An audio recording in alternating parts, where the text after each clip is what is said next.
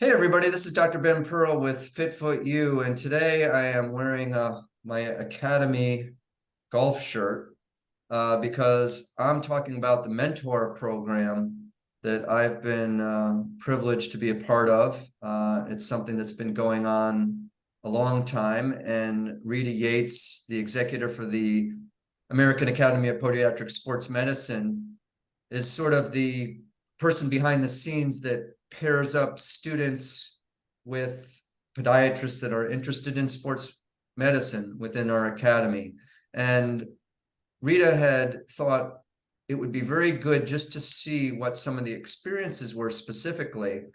So this will be probably the first of a few that our academy puts together. And we've got Aaron today, Aaron Rathsum, who's I've had the pleasure of meeting in person in Philly when I came up. So it was cool after we had met virtually, the way, what I call the millennial old-fashioned way to meet virtually before you actually meet in person. So welcome, Aaron, and tell us, briefly where you're coming from and how you've been sort of doing over there. Awesome. Yeah, thanks so much for having me. It's been a pleasure, and really enjoyed the mentorship program, being a part of it since probably my going into junior year of podiatry school. But I'm a first year resident at UPMC in Pittsburgh. First year is almost done. It's been flying by, but very busy. Seeing a lot of cool pathology, working up a lot of patients. So really enjoying it, and just keeping on with the residency program. What were some of the things, and we talked a little bit of this off camera, some of the things that were interesting that we were able to sort of form with just as colleagues? I look at you as a colleague because you're certainly going to get a high level of training. I did not have the kind of high power training that you're coming out of. So, man, I'm going to be asking you some questions when I get some complicated ankle fractures that are maybe not reacting as well to my PEMF treatments, or I'm kind of tongue in cheek, but I do try to look at gathering information from everybody, students, colleagues that are younger, colleagues that are older. But what have you gleaned from the interaction that we've had that's kind of made you see some things a little bit differently, or point you in some directions? Yeah. So, I mean, being part of the AAPSM at Temple and having you as a mentor, we've been able to kind of put together a lot of different workshops, a lot of different labs, a lot of discussions with some pretty high powered individuals in our profession. And so it's been really cool to see kind of the dynamic there. We had a lot of different biomechanics lectures. We had the Day of Sports Medicine, Biomechanics Summit, which another one's coming up soon. We tried to put together some research. So there's been a lot of different opportunities we've been able to kind of collaborate together and use that mentorship program to a really great benefit, not only for me, but the rest of the individuals at Temple who were able to take part in those meetings as well. Yeah, I know, and I really think that when we talked about some things, how we tried to break up the research, I gave you some things that I thought would be interesting for you to literature search on hallux limitus. I was looking at the use of a splint, and then we both discovered, man, there's really not a lot of stuff that is specifically out there about particular interventions like use of a Morton's extension or use of carbon plates. We found that, oh yeah, there's carbon plates for mid-tarsal arthritis, but nothing had been written about that we had seen at that time in terms of other than anecdotal for hallux limitus or hallux rigidus or turf toe specifically. So I think the interesting thing about anytime you embark on research is kind of an open path where you may not find the final answer, but you'll see what's out there. You'll see what is available for related things that might influence some of the ideas that you have to perpetuate. In our particular thing, when we presented it at the school, and I was doing that on the back end and having you do kind of some of the literature search, it was just something that this particular department head felt, well, your splint is bending a little bit, and he felt that he was kind of thinking more of the traditional idea of something that is more rigid. So I thought the lesson there, and it's good to have all these lessons as we get in practice and get in research and get in, just expressing ideas, is that sometimes people will have different points of view about what they want to perpetuate. And there's nothing wrong with that, because with an academic institution, they want to feel like it's something that they're heavily vested in, if they're going to take that on, because they can only pick so many things. But I think it's not a bad idea to have tried at something, learned some peripheral stuff, and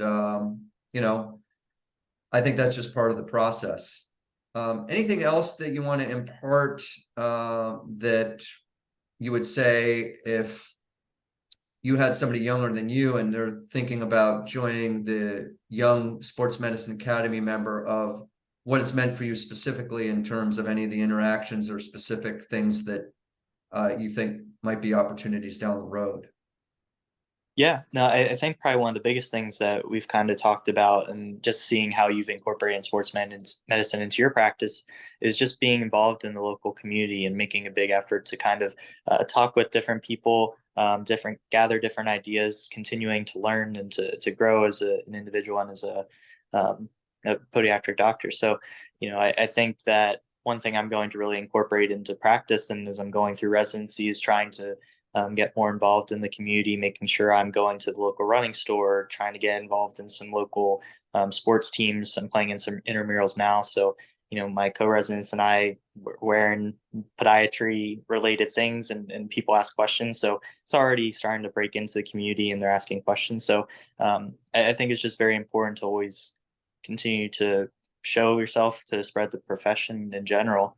And then ultimately, that's how we'll get our patients and spread the message of what we do as podiatrists and how we can better impact the area around us. I think that's an excellent, astute point, because if we don't continue to differentiate ourselves with the training, especially like the training that you've had, and will come out with, will become a little bit diluted. But the thing I like that you're doing is you're not just thinking about the surgical options, which you're getting very good training. You said a level 1 trauma center, but you're also thinking about, how am I going to integrate that into my community and be relevant in my community? Sure. And everything that I've seen, Aaron, about the business of podiatry relates to the integrity of doing stuff that is just goodwill for the community as one of the big resources that you can provide. So the fact that you're already thinking about putting out those tentacles to develop those relationships now is, I think, outstanding. And I think we need that in our profession, because if we don't do that, we're not going to stay as relevant as we need to be. And it's kind of like that skipped stone effect with ripples. If we don't start casting the right sort of stones into that pond, we're going to become diluted Yeah. and hopefully not archaic. So it really is important, to distinguish ourselves, to continue to drive to do research, but that's not the be all end all, but just to keep curious, stay hungry, and do what you're doing.